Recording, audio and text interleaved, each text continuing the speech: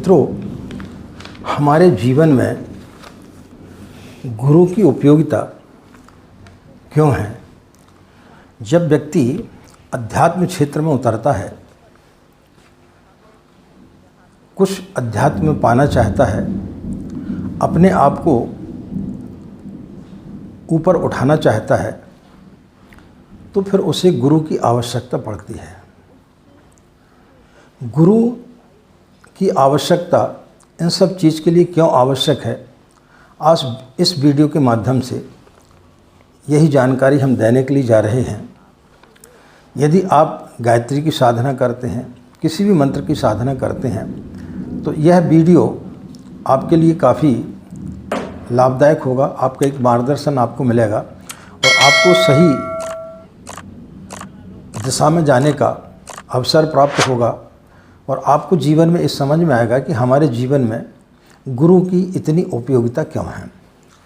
तो इस वीडियो को यदि आप सुनेंगे शुरू से अंत तक, तो निश्चित रूप से आपको इसके बारे में समस्त जानकारी प्राप्त होगी। राधे राधे, जय श्री कृष्णा, नमस्कार। मैं आचार्य पंडित ग्रीस वारोलिया, गायत्री महामंत्र। ओम भूर्भुवः स्वाहा तत्सवितुर्वरेण्यं भर्गो देवस्य धीमहि धियो यो नः प्रचोदयात्। अखण्डमण्डलाकारं व्याप्तं येन चराचरं तत्पदं दर्शितं येन तस्मै श्री गुरवे नमः, तस्मै श्री गुरवे नमः। मित्रों, आज हम आपके लिए गुरु के बारे में बताने के लिए जा रहे हैं कि गुरु की आवश्यकता आध्यात्मिक क्षेत्र में क्यों पड़ती है। उसके लिए आज हम आपको कुछ सूत्रों के माध्यम से, कुछ प्रसंग के माध्यम से आपको समझाने का प्रयास करेंगे। अंधकार अति प्राचीन है। जब से सृष्टि बनी है तब से अंधकार है। ऐसा नहीं है कि प्रकाश को खोजने का हमने प्रयास नहीं किया है। जितना पुराना अंधकार है उतना ही पुराना प्रकाश है। तो प्रकाश के खोजने का हमने कई बार प्रयास किया है, लेकिन हम अंधेरे में ही भटकते रहते हैं। प्रकाश की एक किरण को भी हम नहीं पा पाते हैं। उसका कारण क्या है?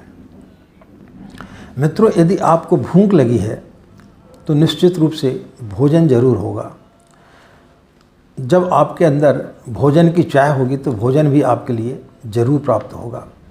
यदि आपको प्यास लगी है तो सरोवर की खोज आप जरूर करेंगे। तो इसी प्रकार से जब अध्यात्म में हम अंधकार से प्रकाश की ओर जाना चाहते हैं, तब फिर गुरु की आवश्यकता पड़ती है। हमने प्रयास तो बहुत किए कि अंधकार से प्रकाश को खोजा जाए। कई सदियों से लोग प्रयास करते रहते हैं, लेकिन उस दिशा तक नहीं पहुंच पाते हैं।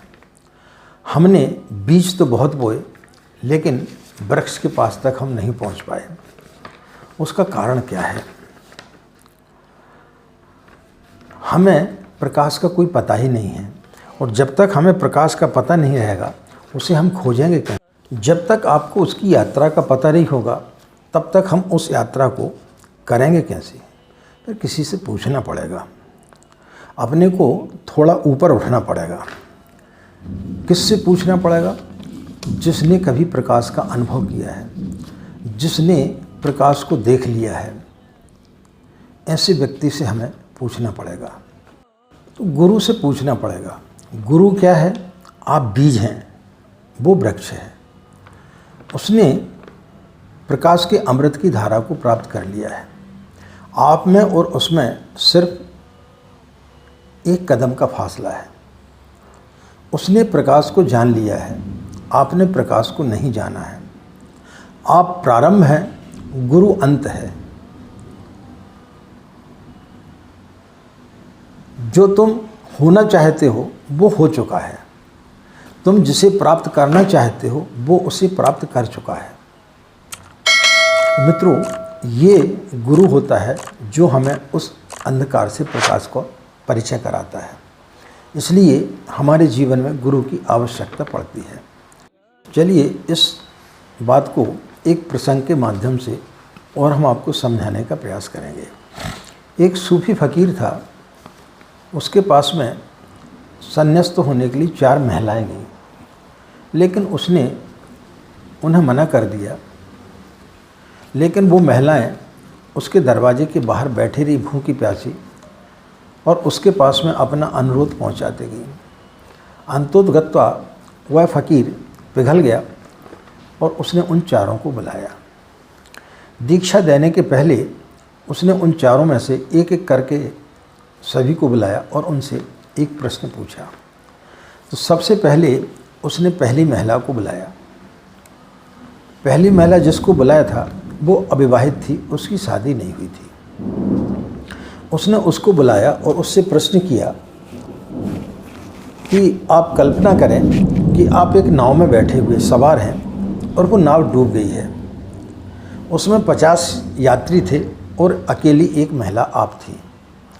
वो किसी निर्जन स्थल पर जाकर के सभी लोग जाकर के वहाँ पे रुक गए और उस टापू पर 50 व्यक्ति और आप हैं, तो अपनी रक्षा आप कैसे करेंगे?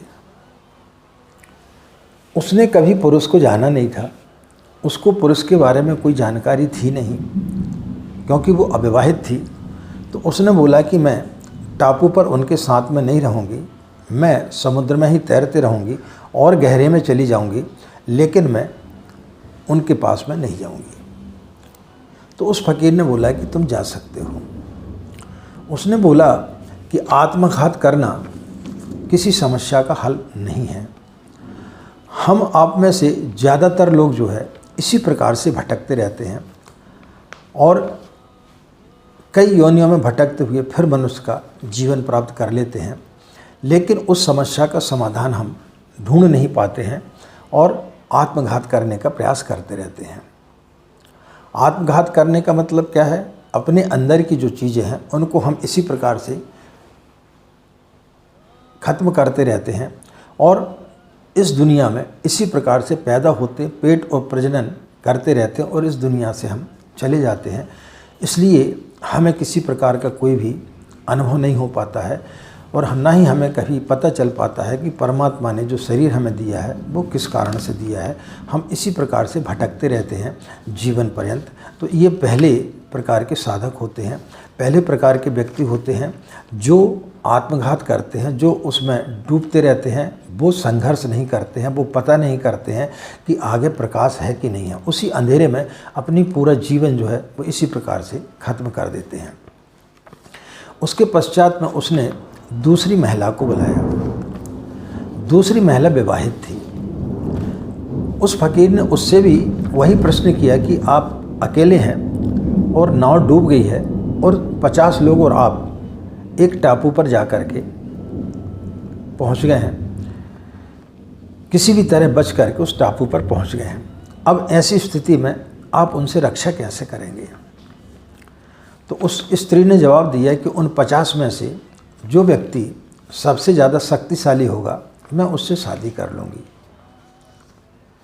तो उस फ़कीर ने उसे भी रवाना किया और बोले कि 50 व्यक्तियों में से कोई शक्तिशाली हो उसको अपना बना लेना ये बुद्धिमानी नहीं है, क्योंकि आप जिस संसार में रह रहे हैं वहाँ पर तो ठीक है, क्योंकि जो 50 व्यक्ति उनकी 50 की पत्नियाँ भी होंगी जो उन्हें संभाल करके रखती हैं, तो आप वहाँ पर जीत सकते हैं।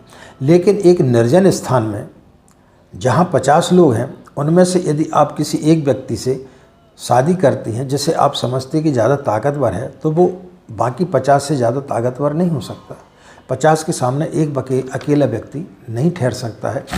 तो हमारी भी इसी प्रकार की ज़िंदगी रहती है। वो स्त्री अनुभवी थी, लेकिन वो ये भूल गई कि जब परिस्थितियाँ बदल जाती हैं तो फिर वहाँ पर अनुभव काम नहीं आता है। अनुभव हमेशा बासा हो जाता है। जो आपको अनुभव है ज़रूरी नहीं है कि वो अनुभव बाद में आपके काम आएगा। जो कुछ भी चीज़ें लिखी गई हैं, जो कुछ भी चीज़ें शास्त्रों में हैं, ज़रूरी नहीं है कि वह आज के समय में वो सही हो।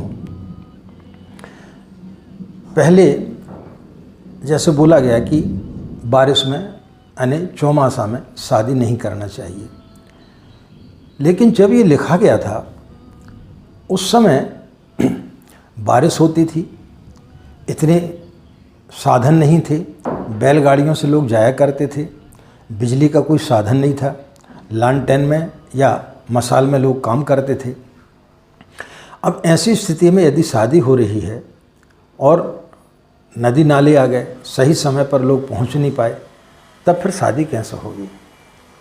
तो अनुभव जब व्यक्ति का बासा हो जाता है तो वो काम नहीं देता है।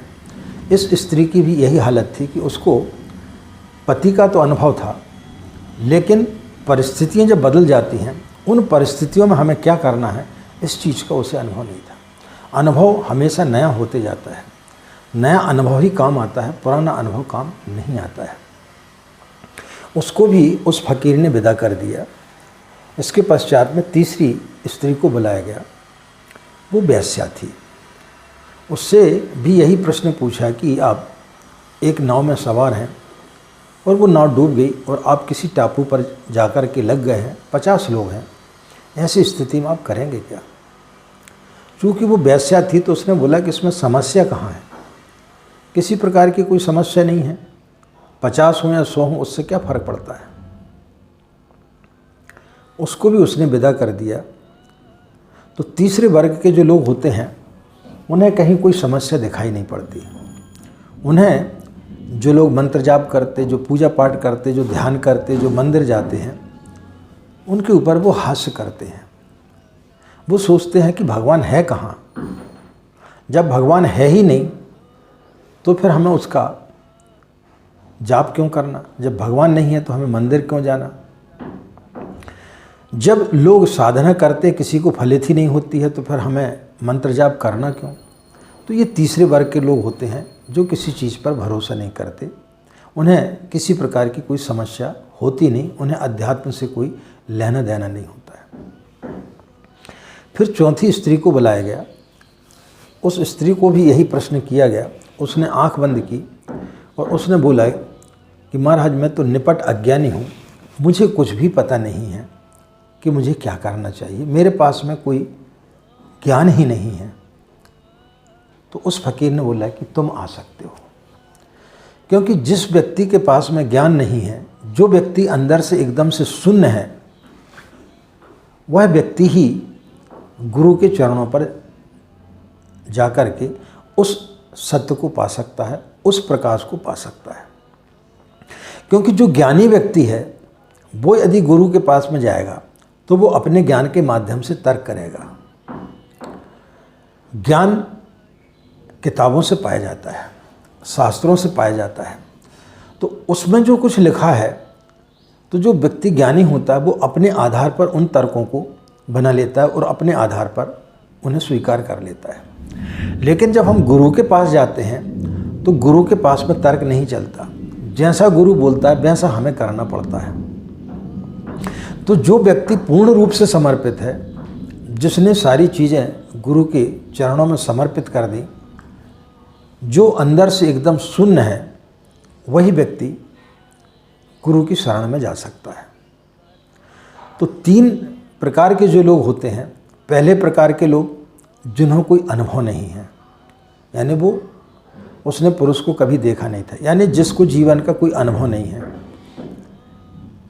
जो जीवन में हमेशा जैसा चल रहा है वैसे ही चलाना चाहते हैं।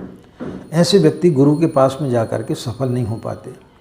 दूसरे व्यक्ति जो उस महिला की शादी हो चुकी है, उन्हें अनुभव है, लेकिन वो पुराने अनुभव के आधार पर बात करते हैं, नए अनुभव की बात नहीं करते। पुराना जो अनुभव है वो समाज का है कि समाज में आप शादीशुदा हैं, लेकिन जो 50 लोग आपके पीछे घूम रहे हैं वो भी शादीशुदा हैं, उनके पीछे 50 महिलाओं की शक्ति है, लेकिन उस निर्जन स्थान में आप अकेले हैं।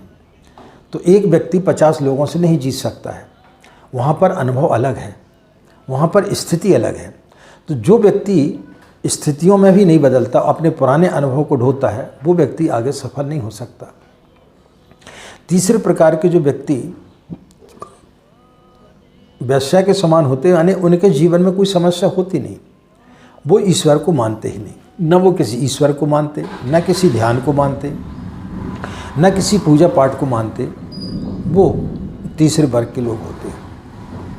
चौथे वर्ग के लोग जो होते हैं, जिनके अंदर का अहंकार खत्म हो जाता है। जब आप किसी के चरणों में झुकते हैं, यानी आपका अहंकार खत्म हो जाता है, तभी आप दूसरे के चरणों पर झुकते हैं। जहाँ ज्ञान नहीं है, यदि ज्ञान है तो फिर आप तर्क करेंगे। जब गुरु कोई चीज़ बताएगा तो आप वहाँ पर तर्क करेंगे, तो फिर आप नहीं सीख पाएंगे, क्योंकि गुरु ने जो पाया है वो आपको बताना चाहता है। लेकिन आप अपने तर्कों के आधार पर, जो आपने अपने दिमाग में बिठा लिया, उस आधार पर आप पूछना चाहेंगे, तो वो तो सत्य नहीं है। इसलिए गुरु के पास जाना है तो हमें शून्य होना पड़ेगा, हमारे अहंकार को द्रोहित करना पड़ेगा।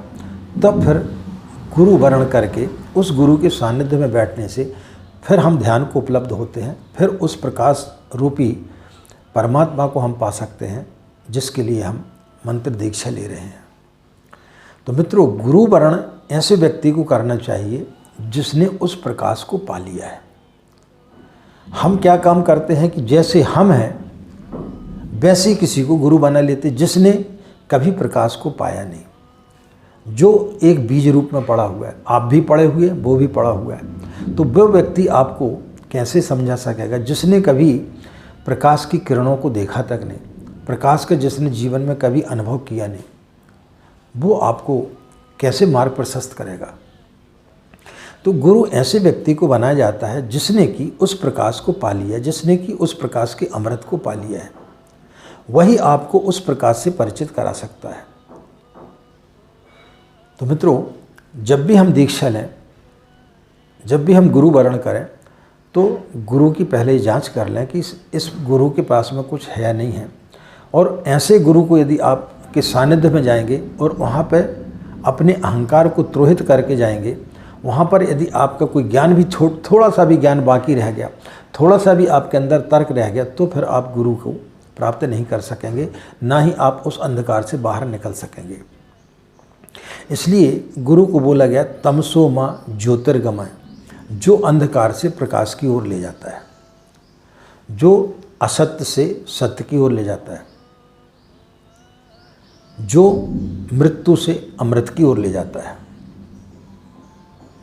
असतो माँ सदगमय, मृत्युर्मा अमृतंगमय। तो ये गुरु करता है। इसलिए गुरु की आवश्यकता जीवन में पड़ती है। और जिस व्यक्ति ने अपने आप को गुरु के चरणों में पूर्ण रूप से समर्पित कर दिया, तो फिर निश्चित रूप से वो सारी चीज़ों का हकदार हो जाता है। कई लोगों के हमारे पास में मैसेज आते हैं, फ़ोन आते हैं कि आचार्य जी, क्या आपको कभी गुरुदेव ने सपने में दर्शन दिए? क्या गुरुदेव की आपको कभी अनुभूति होती है? हम तो कई बार प्रयास करते हैं, लेकिन हमें नहीं होती। तो गुरु की अनुभूति